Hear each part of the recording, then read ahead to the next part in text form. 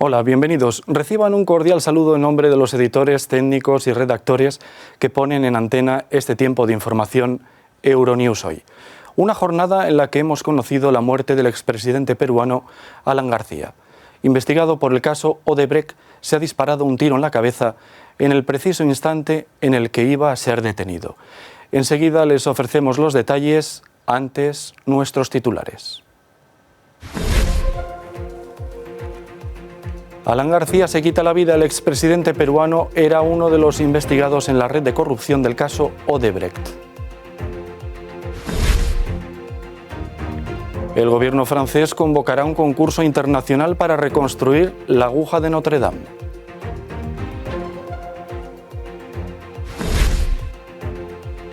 España en campaña electoral, polémica respecto a la presencia de los principales candidatos en los debates televisados.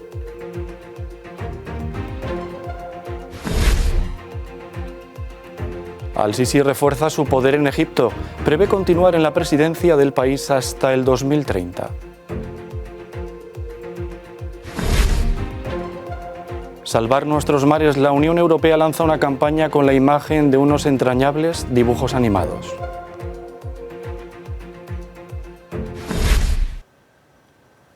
Conmoción en Perú. El expresidente peruano Alan García ha fallecido tras dispararse en la cabeza justo cuando era detenido por la policía.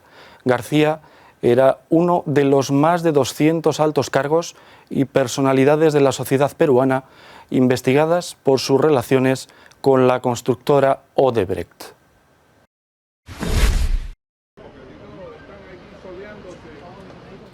El expresidente de Perú, Alan García, muere tras dispararse en la cabeza cuando era detenido en su domicilio. García, que se disparó cuando los agentes entraban en su casa, era uno de los imputados por la justicia peruana por presuntos delitos de corrupción vinculados al caso Odebrecht. Tras el disparo, el expresidente peruano fue trasladado al hospital Casimiro Ulloa de Lima. Según diversos testigos, editados por los medios locales, entró en el centro sanitario cubierto con una manta roja.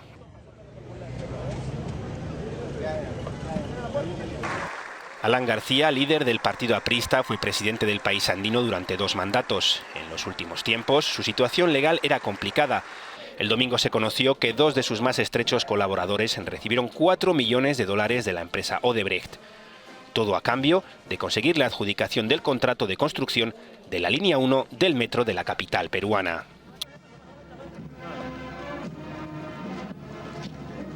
Mientras, en Ecuador se suceden las manifestaciones de apoyo a Julian Assange, desde que el fundador de Wikileaks fuera detenido en la embajada ecuatoriana en Londres. Al menos 2 fotógrafos han resultado heridos en Ecuador durante la represión policial contra una manifestación en apoyo del fundador de Wikileaks, Julian Assange. La carga policial se produjo cuando la marcha, organizada por grupos afines al expresidente Rafael Correa, discurría a poca distancia del Palacio de Gobierno en Quito, la capital. Los manifestantes consideran al actual jefe de Estado, Lenín Moreno, un traidor por haber retirado el asilo diplomático a Assange y haber permitido su detención por la policía británica. La decisión de este gobierno ha sido de lo más abrupta, de lo más sinvergüenza que podemos haber tenido. ¿Cómo es posible que hayamos expulsado a un hombre que ha sido nacionalizado ecuatoriano? Fuera Moreno, fuera traidor, fueron algunas de las consignas más escuchadas durante la marcha. Superado el impacto de las primeras horas tras el incendio de la Catedral de Notre Dame, París recupera poco a poco la normalidad. El Consejo de Ministros ha tomado ya las primeras medidas para su reconstrucción. Menos de 2 días después del incendio de la Catedral de Notre Dame, el gobierno francés da los primeros pasos para su reconstrucción, empezando por la aguja cuyo desprendimiento, vencida por las llamas, se convirtió en un símbolo de la desolación del momento.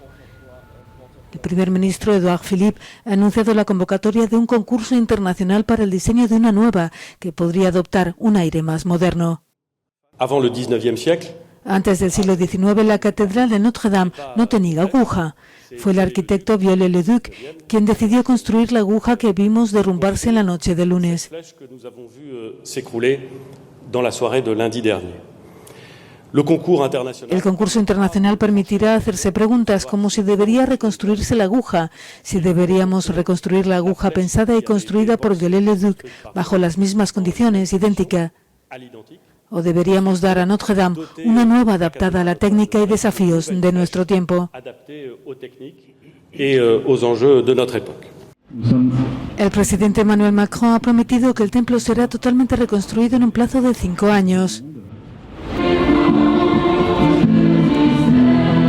Mientras algunos parisinos intentan calmar los ánimos con marchas y vigilias, se van conociendo más datos sobre la trágica noche.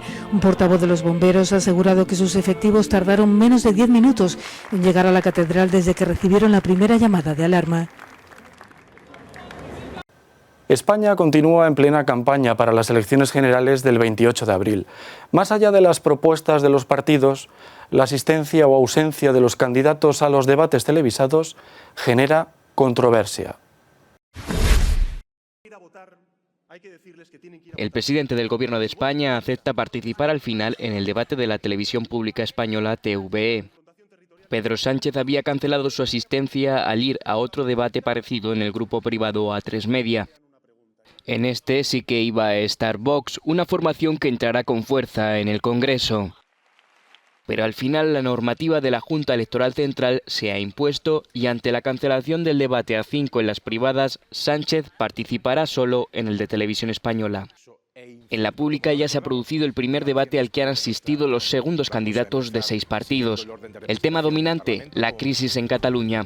Mientras que Podemos, Esquerra Republicana y PNV apostaban por el diálogo para resolver el problema, el PSOE defendía que la situación no iba a sobrepasar ningún límite. Señor Rufián, usted engaña a los ciudadanos, ustedes no le están contando la verdad y yo se lo he dicho antes y se lo repito ahora. Con un gobierno socialista ni va a haber independencia, ni va a haber referéndum. Que si no hay diálogo no vamos a resolver esta cuestión. Lo que proponemos es una mesa de diálogo que recoja todas las sensibilidades políticas de Cataluña. Para enfrentar el problema, la única solución es el diálogo.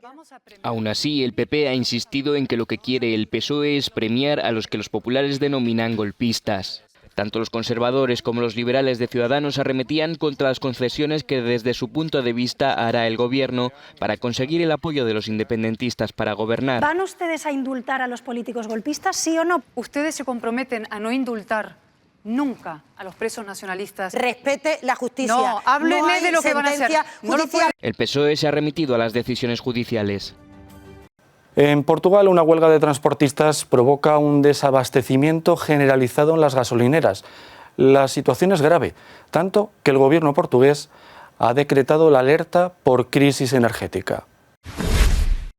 Portugal declara la situación de alerta por crisis energética debido a la huelga de transportistas. La medida llega después de 3 días de paro de los conductores de mercancías peligrosas, que exigen mejoras salariales, cambios en el convenio colectivo y que se les incluya en una categoría profesional específica. El miércoles al mediodía había alrededor de 1.500 gasolineras sin combustible, lo que ha llevado a los conductores a una búsqueda desesperada de gasolina que ha desencadenado el caos general en las carreteras.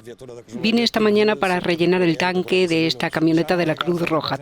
No hay gasolina en ninguna parte, se me está acabando el depósito, tengo que comprobar si tienen aquí, si no, no podré entregar el pedido.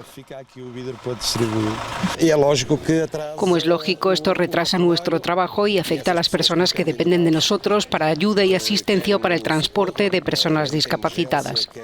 Transporte de deficientes, quer motores, quer de outras áreas. Afecta sempre bocado, como é lógico.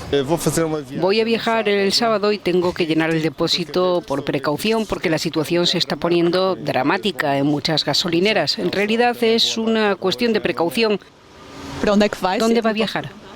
Viseu. ¿Va a visitar a su familia? Sí, a mi madre. Pero esto es muy fastidioso. Llevo aquí esperando 15 o 20 minutos y es un caos. 15-20 minutos y es un caos auténtico. La huelga se deja sentir con fuerza en los aeropuertos, entre ellos el de Lisboa, que dejó de recibir combustible el pasado mediodía. No hay muchas gasolineras en las que los conductores portugueses puedan seguir llenando sus depósitos. Y los servicios mínimos impuestos por el gobierno solo se aplicarán en las áreas metropolitanas de Lisboa y Oporto.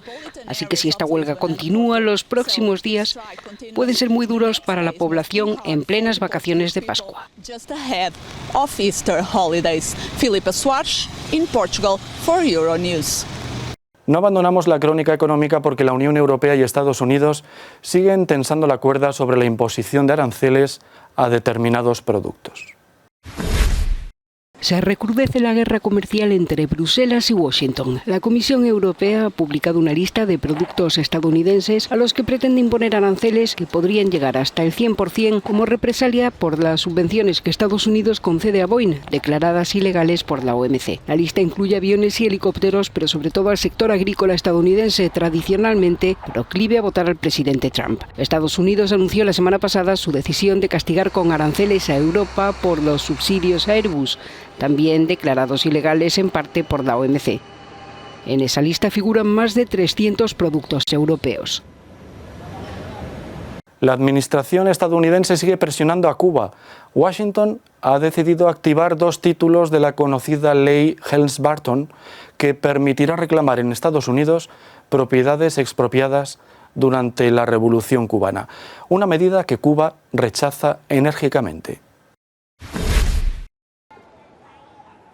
Estados Unidos aumenta la presión sobre La Habana.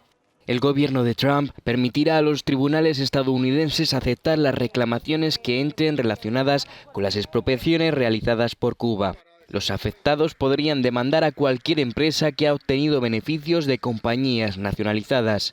Esto afectaría a firmas que están en manos europeas, por eso la UE rechaza la medida. Al final yo creo que esto es malo para todos, es un lose-lose, y por eso la Unión Europea, tanto Federica Mogherini como Cecilia Malmström han enviado esta carta esta semana al secretario de Estado Pompeo para pedir que lo mejor es colaborar, respetar lo acordado. Aún así, el Ejecutivo estadounidense ha advertido de que ninguna empresa quedará exenta de esta norma y ha anunciado que la ley Helms-Burton entrará en vigor el próximo 2 de mayo. Bruselas ha amenazado a Washington con tomar represalias. Hablamos ahora del presidente egipcio Abdel Fattah al-Sisi, que refuerza su poder, tanto que prevé continuar al frente de su país hasta el año 2030. Al-Sisi modifica la Constitución para mantenerse en el poder hasta 2030. El Parlamento de Egipto ha allanado el terreno legal con una reforma exprés de la Constitución que permitiría al presidente Abdel Fattah al-Sisi mantenerse en el poder.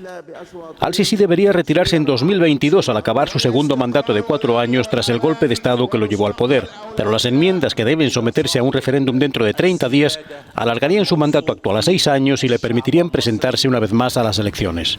Además, el general al-Sisi nombraría a los presidentes de los órganos judiciales que antes eran elegidos por ellos mismos. A partir de ahora, los civiles podrían ser juzgados por tribunales castrenses cuando cometan delitos contra militares o entes que dependan del ejército, una institución que bajo el gobierno de al-Sisi, con una implacable represión de las libertades, ha ampliado su control de la economía del país. Son innumerables las iniciativas para luchar contra el cambio climático y la protección del medio ambiente. En esta ocasión, la Comisión Europea ha utilizado la imagen de unos conocidos dibujos animados. Nos lo cuenta desde Bruselas nuestra compañera Paula Sendín. Adelante, Paula.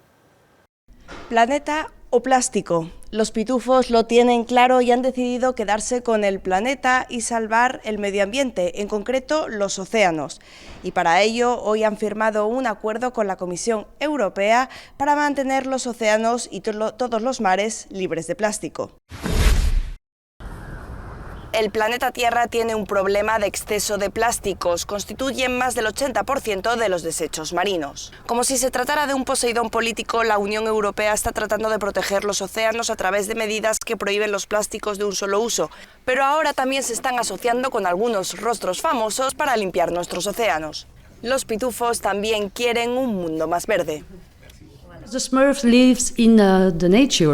El pitufo vive en la naturaleza desde el principio, esa es su vida, y quiere salvar su vida como nosotros. Los pitufos son el único personaje, diría yo, que pueden usar su cuerpo, su color, todo para enviar un mensaje al mundo, un mensaje a los niños, para decir a las personas que presten atención a su planeta, a nuestro planeta. Los pitufos son muy lindos. La Comisión Europea ha firmado el acuerdo en la sede de los pitufos en la ciudad de Genval, en Bélgica. Pero más allá de estos personajes, Europa debe conciliar diversas preocupaciones en el mar, ¿Cómo puede la UE garantizar el equilibrio adecuado? Realmente tenemos que tener en cuenta que la UE y los miembros de la ONU se comprometieron con los Objetivos de Desarrollo Sostenible hace 4 años y uno de ellos se centra en la salud de los océanos, asegurando que se mantenga la pesca sostenible en todas las aguas de la UE. Cuanto más sostenibles sean las capturas, más sostenibles serán las actividades en el océano y mejor será la salud de estas aguas para el sector pesquero, pero también para cualquier otra actividad en los océanos. Las ONG medioambientales piden a la Unión Europea que cumpla sus compromisos. No es tarea fácil. Un 90% de las poblaciones de peces del Mediterráneo son explotadas, lo que repercute en las comunidades costeras, donde el 60% de los puestos de trabajo están asociados a la economía azul, mientras se limpian las playas y hay una alerta general sobre un problema apremiante. Las soluciones tendrán que satisfacer a todos los que dependen del mar para lograr los objetivos globales. Bien, esto es todo por ahora. Ponemos el punto final a esta edición de Euronews Hoy. Recuerden que todas estas y otras noticias las pueden ver puntualmente en nuestra página web y en nuestras redes sociales. Muchas gracias por su atención. Volvemos mañana.